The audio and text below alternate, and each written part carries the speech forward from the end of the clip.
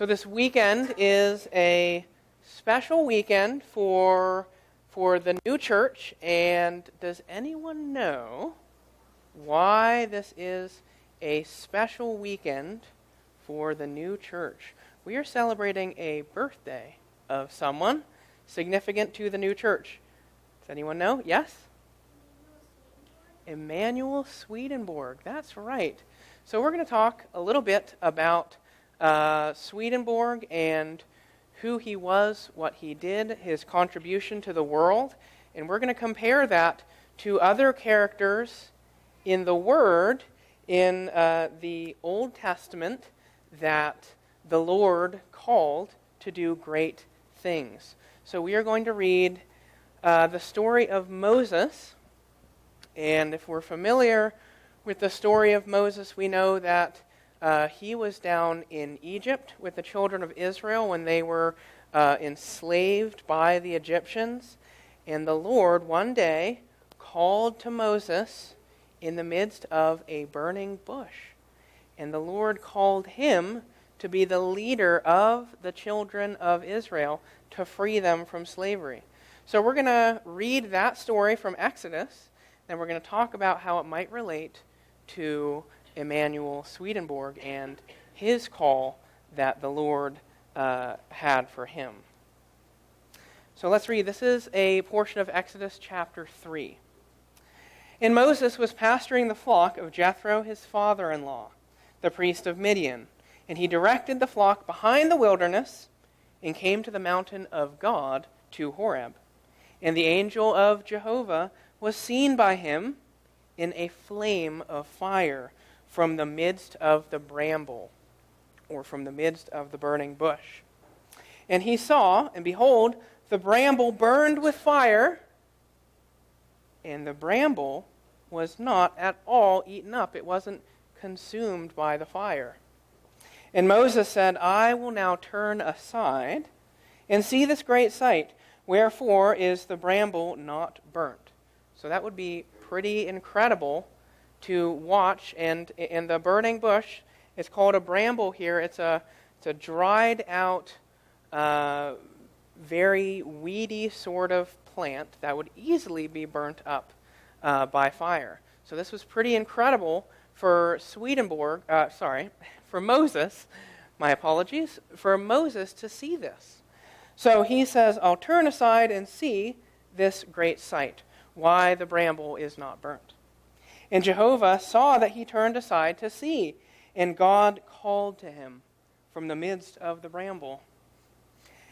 And he said, Moses, Moses. And he said, Behold me. And he said, the Lord said, Come not near hither, don't come near. Take off your shoes from off your feet, for the place on which you stand, it is holy ground. So the Lord said, Moses, Moses, calling to him. And Moses approached, but the Lord said, Stop. Take your shoes off, for the place where you're standing is holy ground.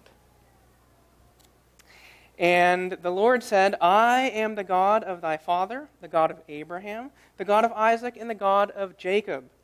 And Moses covered his face because he was fearful to look upon God.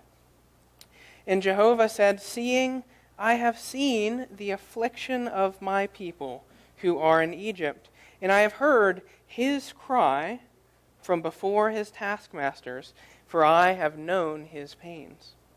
And I am come down, this is the Lord speaking, I have come down to rescue them out of the hand of the Egyptians, and to make them come up out of that land to a land good and broad, to a land flowing with milk and honey, to the place of the Canaanite and the Hittite and the Amorite, the Perizzite, the Hivite, and the Jebusite.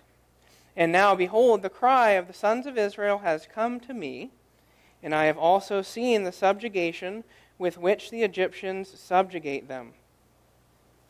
And now listen here. This is Moses' part in this grand plan that the Lord has. And now go, and I will send you to Pharaoh, and bring my people, the sons of Israel, out from Egypt.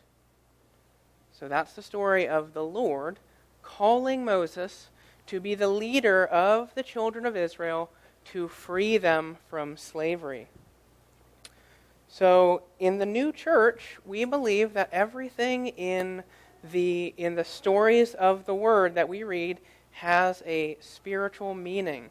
That's actually one of the things that Swedenborg was called by the Lord to do, to reveal, to open up the stories of the Word so we can understand them in a spiritual way.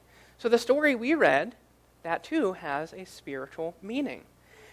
If we think about the children of Israel and the situation they were enslaved by the Egyptians. If we think about what slavery might mean spiritually speaking, we can think of it as like the slavery of false ideas, bad ideas that withhold us from knowing the truth about the Lord and about the Word, and withholding us from being able to see what is really good. So the children of Israel in a state of slavery are as much like our minds when we hold on to false ideas that withhold us from seeing what is true and good. So when we fast forward many years later, we get to the 1700s in Europe, in the land, the country of Sweden. We have a man named Emanuel Swedenborg, and he was similarly called by the Lord to help free the whole world from false ideas about religion and life. So if we think about the false ideas that were prevalent in Swedenborg's day, the church believed that there were 3 gods instead of just one. Because remember, the Lord is one. There's only one God. But everyone believed that there were 3 gods. And they also believed that the way that you lived your life didn't matter at all. So imagine if that was what your church or your religion taught you. It doesn't matter the way you live. You can cheat, lie, steal, all you want. All you need to do is believe that you are saved by the Lord and you're saved. That's a pretty harmful idea because it's just not true. So Swedenborg, he was called by the Lord to clarify the truth of spiritual life. So, because from when the Lord called Swedenborg, he used Swedenborg as a vessel in order to help reveal these truths. And now, because of what the Lord was able to do through Swedenborg, we now know many truths about religion and life that we didn't know before. Some of the things that Swedenborg helped reveal are the truths about who the Lord really is, that there is one God. We mentioned that earlier. The truth that the Lord cares for each and every one of us and wants each and every one of us to go to heaven, to be happy forever. That's another thing that Swedenborg, with the Lord's help, helped to reveal to the world. Swedenborg helped reveal the inner meaning of the stories of the Word. We talked a little bit about that. Another thing, he taught us about what life is like after death. Because lots of people don't know what happens when we pass from this world into the next. But lots of the ideas in Swedenborg's writings or in the heavenly doctrine talk about what life after death is like. Among other things, Swedenborg helped us to understand what marriage was, because that was also an idea that wasn't, they were confused about that idea as well. So here's just one copy of the heavenly doctrine that the Lord, through Swedenborg, revealed. Now, in the new church, there are about 30 volumes of divine truths that the Lord helped reveal by means of Swedenborg, with the help of Swedenborg. So in the new church, we have this wonderful privilege and opportunity to learn all these spiritual things that no one has known about. We have them right over there on our shelves for reading. And as we grow up, we can read them more and more and just learn forever about who the Lord is and what he wants for us. We can do that with the use of these books, of these truths that Swedenborg helped to reveal. So I hope that hopefully we can understand a little bit of Swedenborg's role.